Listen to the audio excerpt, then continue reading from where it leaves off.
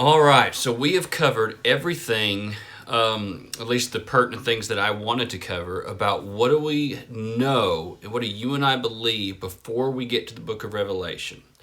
And we talked about what do we believe about Satan, and we should have all been in agreement on that because there's just a bunch of clear places throughout Scripture. We should have all been in agreement that Christ is reigning right now. We should all be in agreement on what we said we believe about is going on with the gospel in this age. But when we came to the last one, what do we believe about is going to happen when Christ returns at the end of this age? All of a sudden, now we don't agree entirely. All right, so we need to think just a second about that.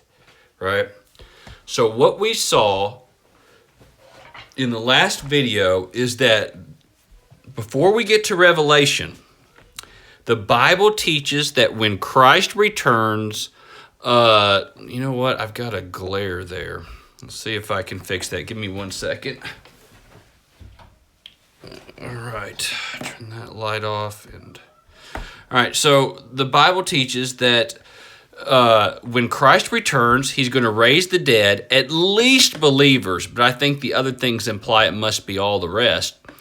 There will be the judgment day will happen, eternal punishment and reward, and there will be a new heavens and a new earth, right? All of that when Christ returns. Now, in comes the book of Revelation. And we're going to dive into the book of Revelation in earnest, but we just have to consider something now just to see how amillennialists and premillennialists disagree, right? If we never had the book of Revelation and all we had is the passages that we looked at, we would all be in agreement on this scheme, right? But all of a sudden comes the book of Revelation, and when we get to chapter 20, according to the premillennialist view, which is the target audience of this video, they believe that now, for the first time in all of Scripture, something new has been added. That there is a 1,000-year reign of Christ on, and this is the important part, on this earth. Right? And when they read Revelation 20, they decide the way they interpret it, and wholeheartedly they're trying their best to interpret it faithfully, just like we all are.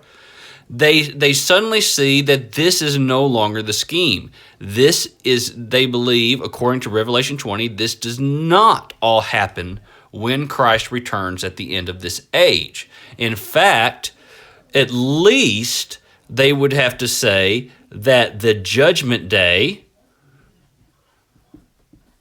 let me turn this camera, that judgment day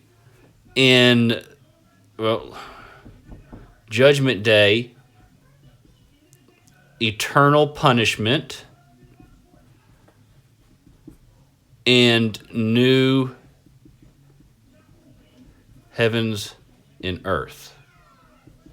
Right? So if you read Revelation chapter 20 as a premillennialist, you understand it to say that these three things happen after Christ has reigned 1,000 years on this earth, right? Where if we had never received the book of Revelation, we would have placed it all right here because of the various passages that I have been showing you, right? And so this prompts one of the big questions. Did Revelation change the scheme?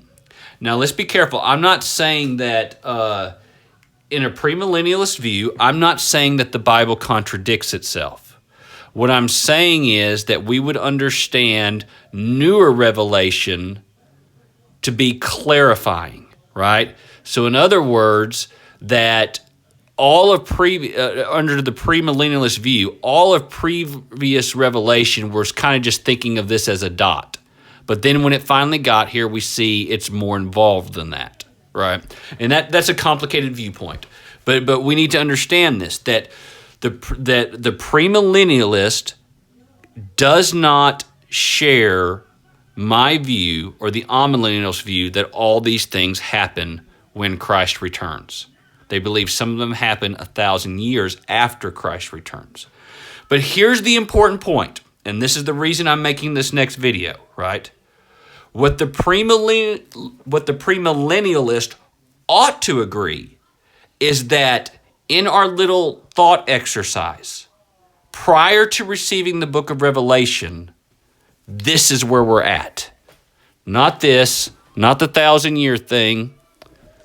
That prior to receiving the book of Revelation, without the book of Revelation, nobody would have split these. Nobody would have put 1,000-year earthly reign of Christ here rather than the new heavens and the new earth, right? So here is the question. This is the question we carry with us coming to the book of Revelation. This is the default. Does Revelation change it? Right? So as we look through the book of Revelation, that's one of the questions that's going to have to be on our mind. Does it actually say something new and different from what the scheme that we've seen in all the Gospels and the letters?